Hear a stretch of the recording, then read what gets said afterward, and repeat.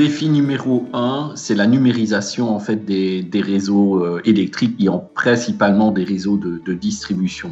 Donc, il faut investir massivement en fait dans ce qu'on appellerait ces smart grids là pour permettre en fait de rendre la charge beaucoup plus flexible et la génération beaucoup plus flexible et éviter en fait les problèmes de congestion, de surtension ou de sous-tension qui peuvent avoir lieu sur ces réseaux. Le but est d'envoyer des signaux tarifaires aux différents éléments connectés au réseau. Ça peut être des charges, des moyens de production d'électricité verte, pour que ces différents éléments en fait se comportent de manière vertueuse par rapport au réseau dans son ensemble. Ça veut dire qu'ils évitent en fait de créer des congestions, des surtensions sur les lignes, et aussi de s'assurer qu'à chaque instant l'équilibre entre production et consommation d'énergie électrique est parfaitement vérifié. Blacklight Analytics propose des produits, en fait Smart Grids, qui permettent une meilleure pénétration des énergies renouvelables dans nos systèmes de distribution électrique.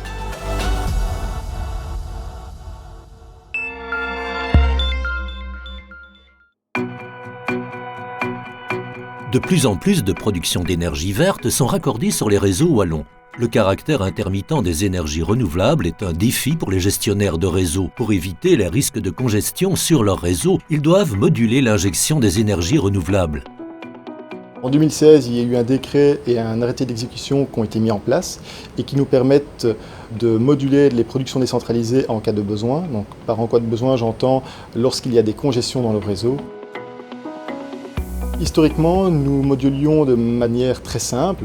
En quelque sorte, c'était du tout ou rien. Donc, en cas d'apparition de congestion, on stoppait certaines productions décentralisées pour éviter ces congestions. Mais cette manière de faire ne nous permettait pas de maximiser les volumes qu'on pouvait accueillir sur nos réseaux. Pour permettre aux productions d'énergie verte d'aller au-delà des limites jusqu'ici imposées, ORES a adopté O1, un algorithme développé par Blacklight Analytics, une spin-off de l'Université de Liège.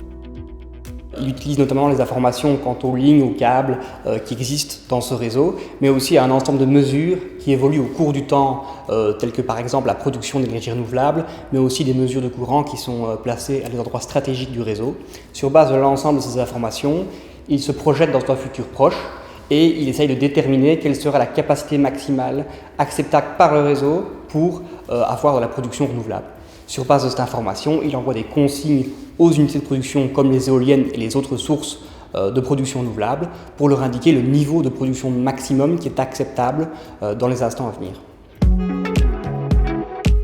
L'essai pilote de ce système a été testé sur un parc éolien. La technologie a été mise en service sur le site 3 Ponts à Lierneux, opéré par Luminus. L'essai s'est avéré concluant. Luminus a investi dans un parc éolien en forêt, le premier en son nom en Wallonie, à Lierneux. Et il savait que lors de l'investissement, il y avait des problèmes réseau, de congestion. Et donc on savait pendant plusieurs années, on allait devoir réduire la voilure de l'éolienne quand il y avait beaucoup de vent. Le test pilote a commencé donc en décembre 2019, où là on était limité à 11,7 MW du parc éolien qui est composé de 19,2 en puissance maximale. Et petit à petit, jusqu'en décembre 2020, donc ça a pris à peu près un an, on est passé de 11,6 à 13, à 16, et maintenant on est à 19 depuis décembre. Et donc du coup, ça veut dire que depuis décembre, quand le réseau le permet, on peut injecter 100% de l'énergie renouvelable du parc éolien de Lierneux. Depuis lors, le système de gestion intelligente est disponible pour les autres clients ORES. Le gestionnaire de réseau continue à investir pour rendre possible la mise en place de nouvelles capacités de production. Il faut savoir aussi qu'en complément de One, ORES continue à investir massivement sur ces réseaux pour accueillir toutes ces productions décentralisées. Et à côté de cela, on a aussi d'autres projets liés à de l'intelligence artificielle qui visent à terme à augmenter de manière significative la part de renouvelables que nous pourrons raccorder sur nos réseaux de distribution. Et si on regarde d'ici 2028, nous estimons que nous pourrons tripler la part de renouvelables raccordés sur nos réseaux.